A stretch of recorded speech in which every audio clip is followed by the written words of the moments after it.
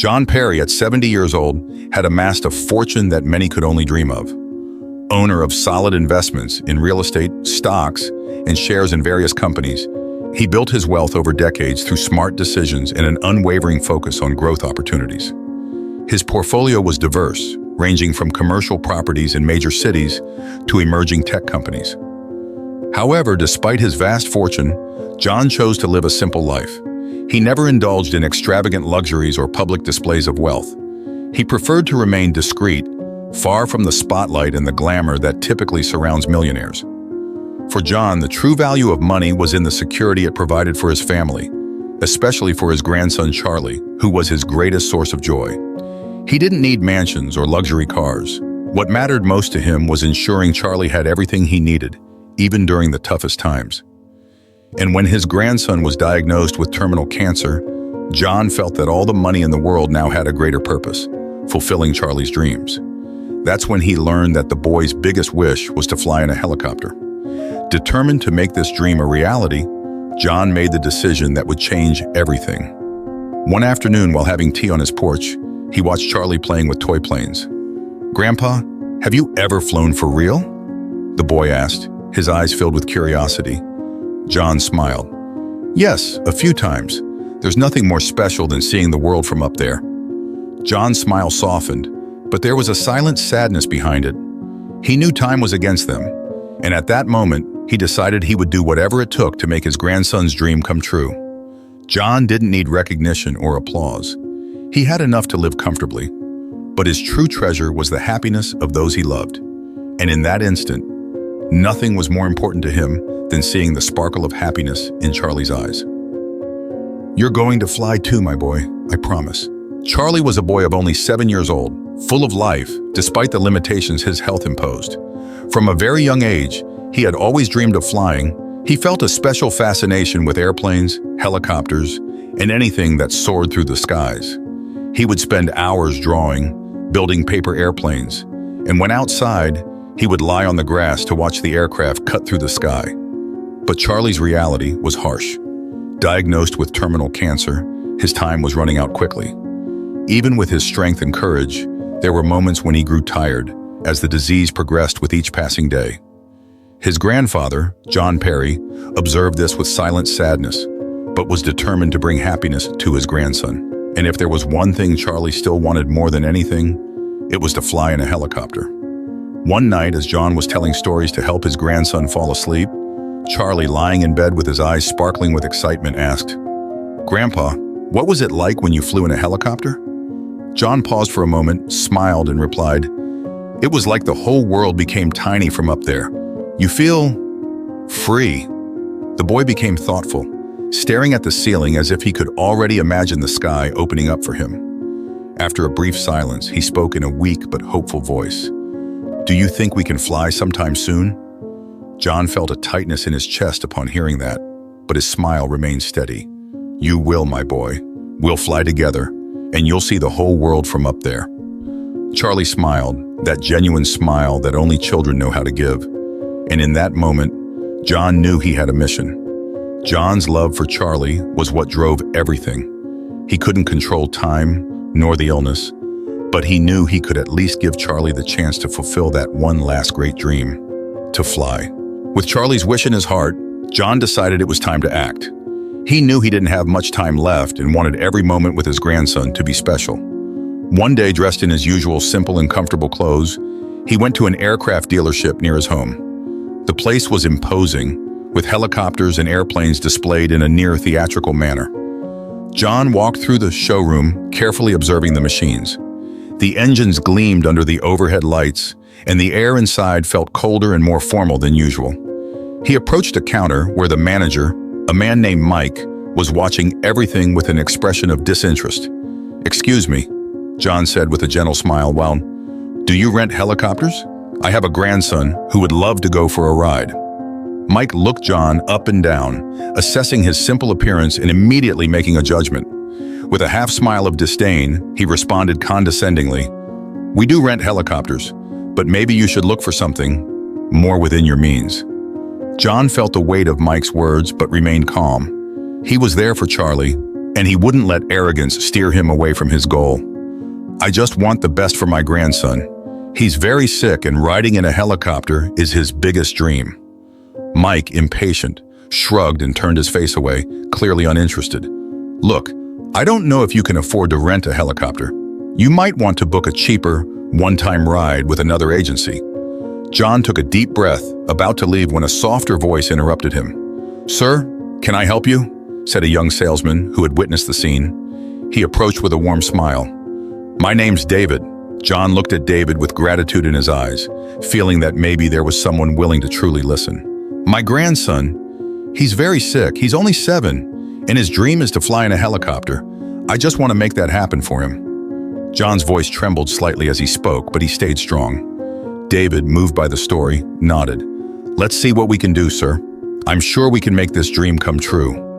With renewed hope, John followed David, feeling that despite the challenges, there was still kindness and empathy in the world. David led John to a more private area of the dealership, away from Mike's critical gaze. As they walked, the young salesman, visibly moved by the simplicity and sincerity of the grandfather, asked more about the grandson. "Tell me more about your grandson, sir.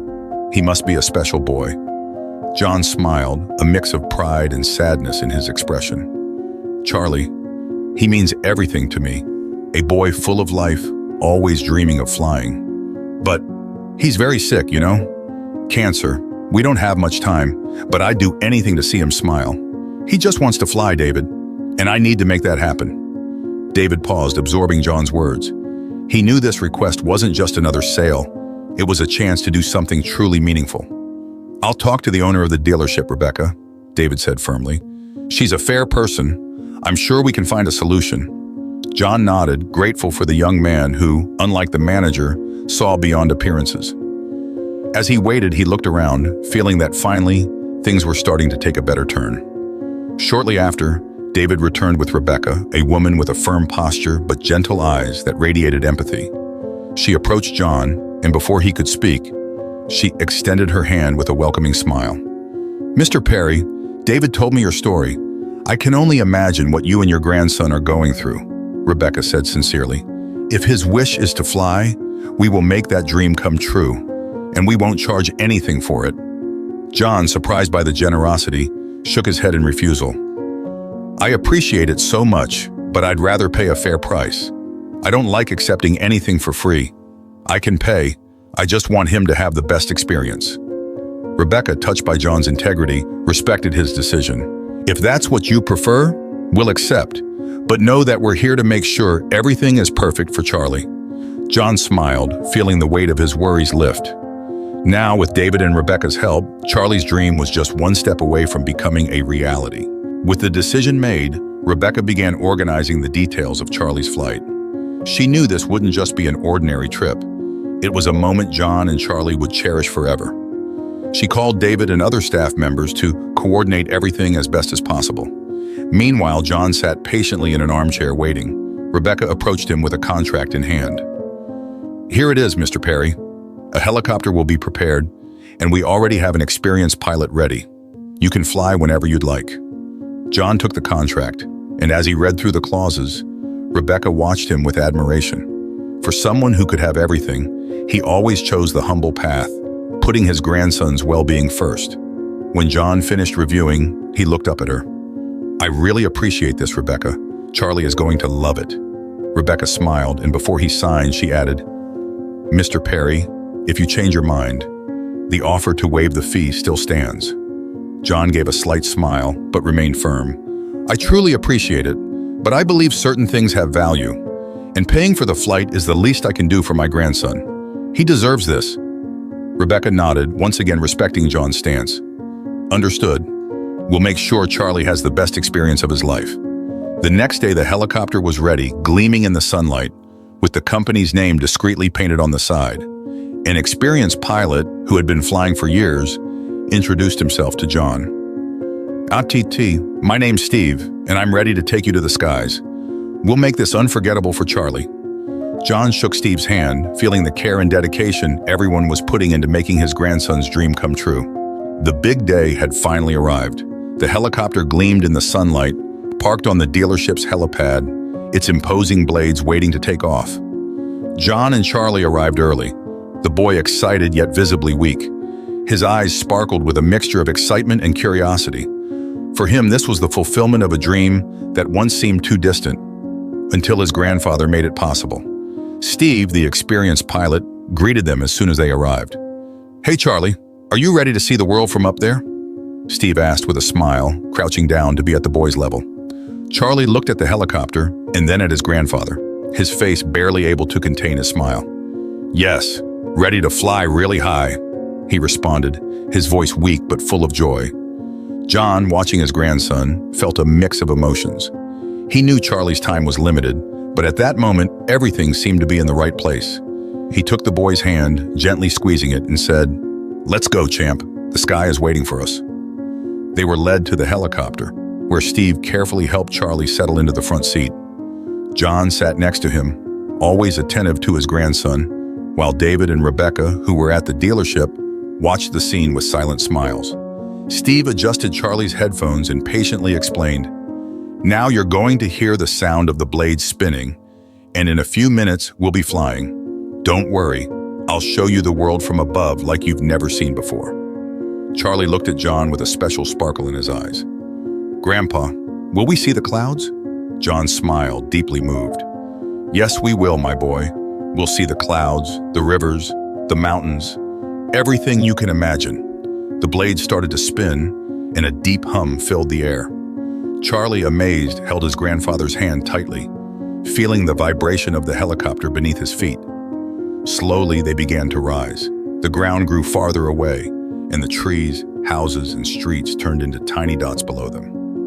"We're flying, Grandpa! We're flying!"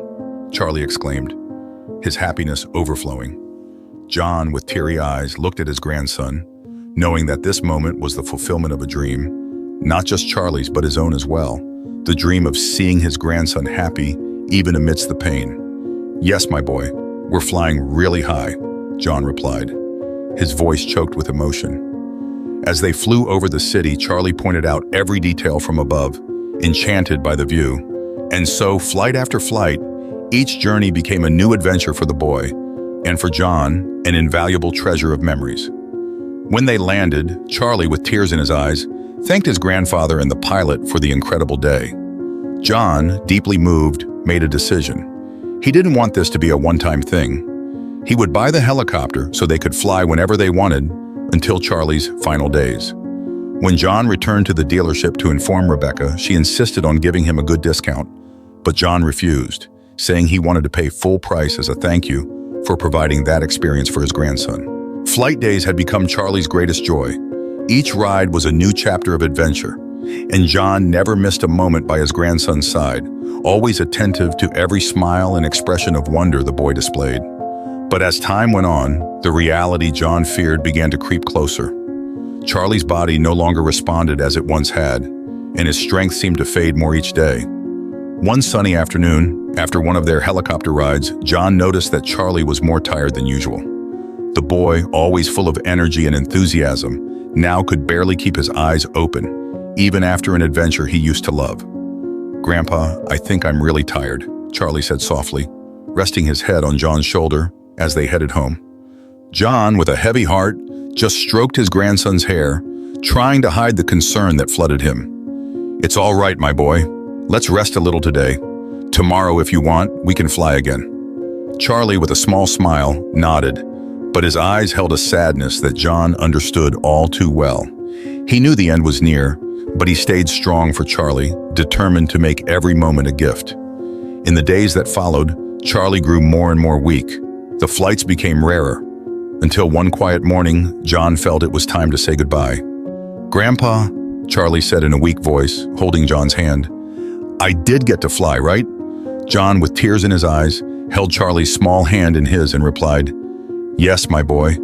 You flew so high, higher than any of us could have imagined." Charlie smiled, a soft and peaceful smile. He knew he had lived the dream he had so longed for. And with that, he closed his eyes for the last time, at peace, having experienced something truly grand. Though devastated, John felt a deep serenity. He had kept his promise. Charlie had flown, and now somehow he was still flying, free from all pain. "You're in the clouds now, my boy, flying higher than any helicopter could ever take you," John whispered, holding Charlie's hand with all the love and care he had always felt for him. And on that morning, the distant sound of a helicopter echoed across the sky, like a final reminder of the dream they had shared together. With Charlie's passing, the news of the boy and his fulfilled dream quickly spread throughout the town. The story of John Perry and his grandson touched everyone who heard it. However, at the aircraft dealership, while many reflected on the beauty of John's gesture and Rebecca's generosity, there was still an unresolved situation. Mike, the rude manager who had initially treated John with disdain. Rebecca, always fair, knew she had to take action. She called Mike into her office for a final conversation. When he entered, he seemed calm, as if nothing had happened, unaware that his actions had sparked outrage among others. "Mike, I need to talk to you about something very serious," Rebecca began, her tone calm but firm. Mike frowned, trying to understand what was coming. "Sure. What happened?" Rebecca looked him directly in the eyes, her expression full of disappointment. "Do you remember John Perry, the older man who came here a few weeks ago? The man you treated with disdain because you thought he didn't have money?" Mike nodded, trying to hide his discomfort. "Yes. But what does that have to do with anything now?"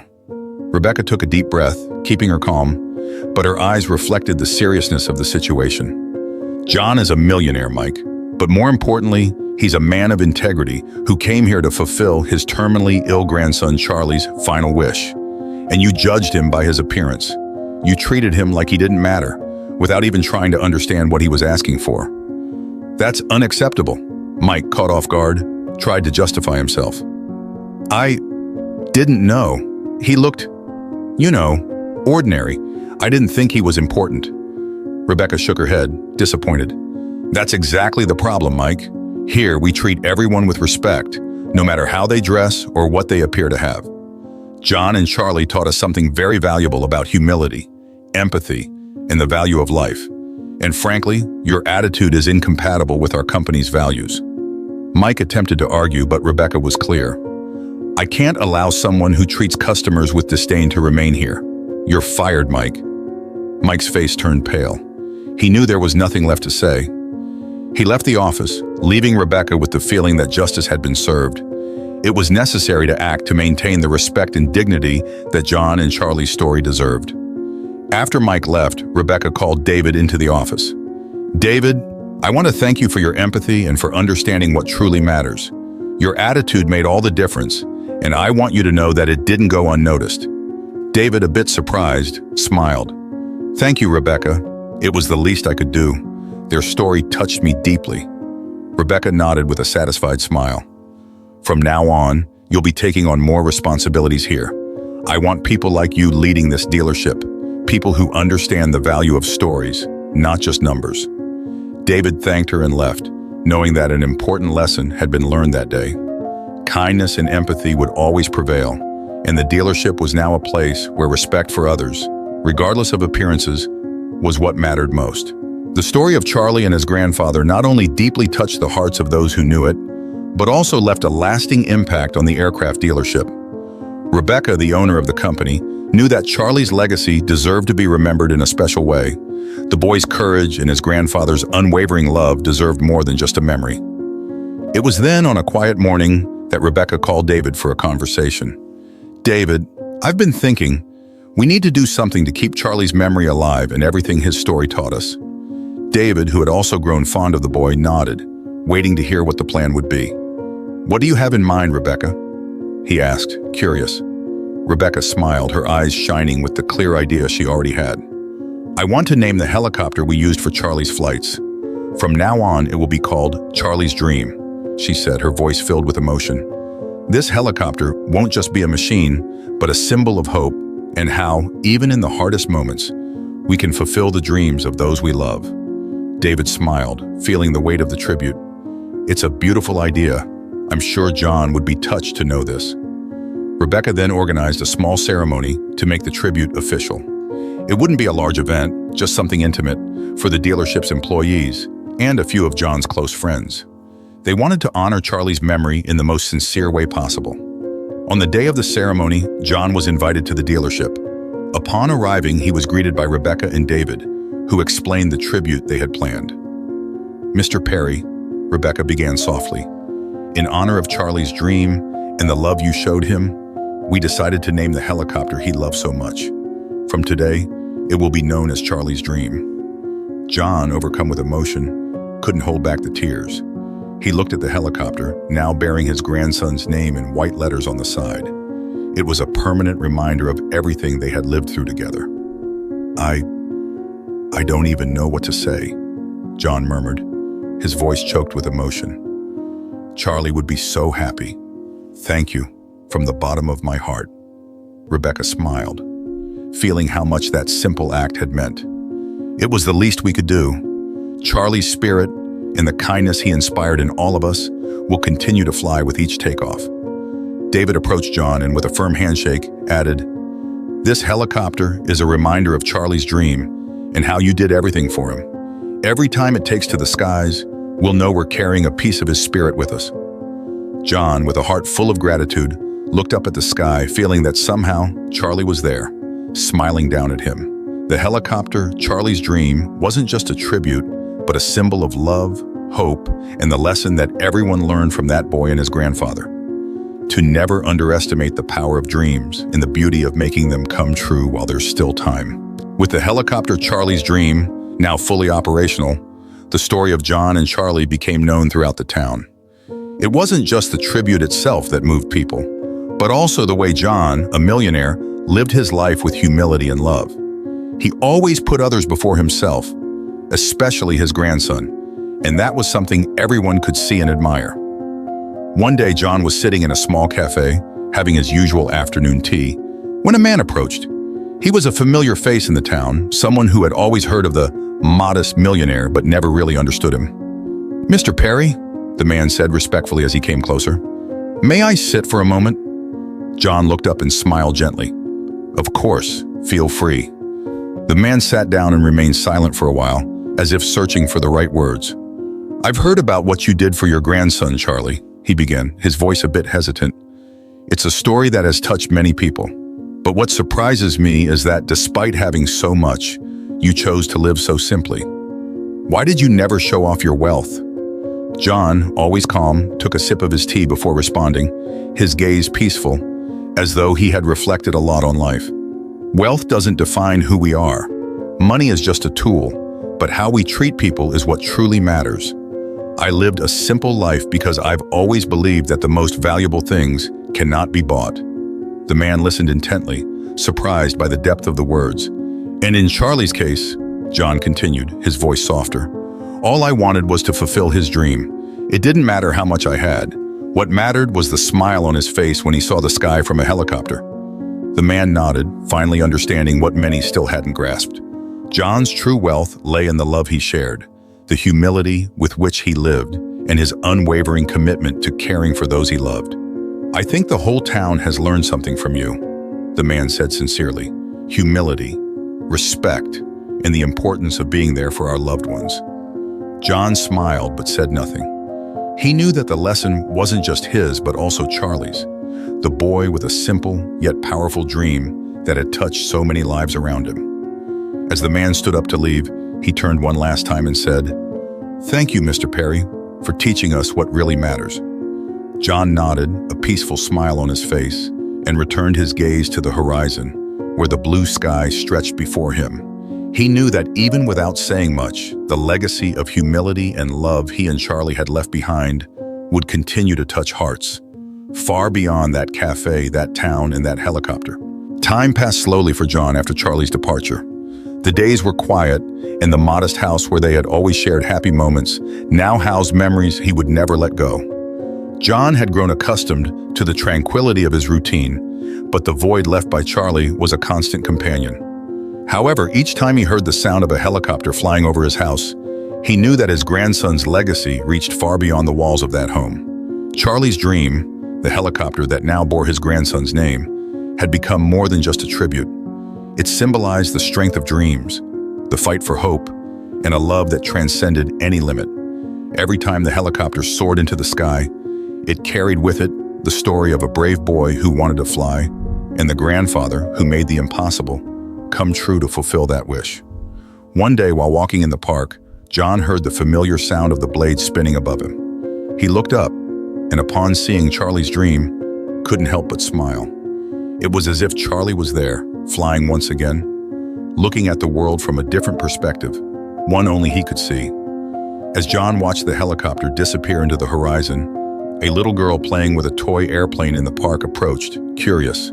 "Sir, look, a helicopter!" the girl exclaimed, her eyes sparkling.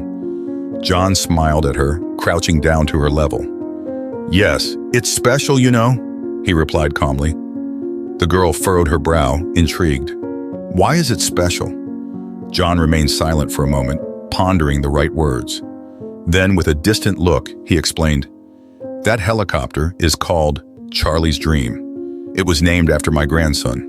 Charlie was a brave boy who had a big dream. He wanted to fly. And now he is flying every time that helicopter goes up to the sky." The little girl, fascinated by the story, smiled. "I want to fly too.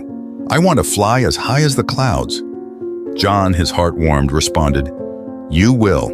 We can all fly as long as we believe in our dreams." The girl ran back to play, leaving John alone with his thoughts. He stood there for a few more minutes, gazing at the sky, watching the clouds float gently, as if they carried pieces of his own dreams. Deep down, he knew Charlie was there, flying higher than any helicopter or plane could ever reach. When John returned home that afternoon, he felt a serene peace. He sat on the porch, holding a small photo album he kept nearby. In it were memories of flights with Charlie, the radiant smiles of his grandson as he looked at the landscapes from above, the little adventures they shared, and the moments that, though brief, would remain forever etched in his heart. John slowly flipped through the pages, each photograph bringing back a flood of emotions. There was one in particular that always touched him the most. Charlie, with helicopter headphones on, laughing as he pointed at the clouds. The boy's smile was a reflection of the joy he felt while fulfilling his dream. Closing the album carefully, John looked at the sky once more. The sun was setting, painting the clouds in shades of orange and pink, creating a scene of peace and beauty. He sighed deeply, feeling his heart light but at the same time filled with longing. "You're flying, my boy. You always will be," he whispered to himself, with a gentle smile on his lips. In the months that followed, the Charlie's Dream helicopter became a familiar presence in the sky. Every time it took off, it carried not only the name of a boy who loved to fly, but also the reminder of how love, courage, and hope can transform lives. The helicopter began to be used for sightseeing tours, with families and children who, like Charlie, dreamed of seeing the world from above. And with every flight, Charlie's story was told, touching the hearts of all who heard it. For John, Charlie's legacy was more than just a name on a helicopter. It was a life lesson on how dreams don't have to be grand to be meaningful. What mattered was achieving them with love and dedication, no matter how simple or small they seemed. Over time, the story of John and Charlie spread throughout the city and beyond. Charlie's dream became an inspiration to everyone who crossed its path. And for John, every time he heard the sound of the blades cutting through the air, he knew that, in some way, the love he and Charlie shared continued to soar, always high, always free.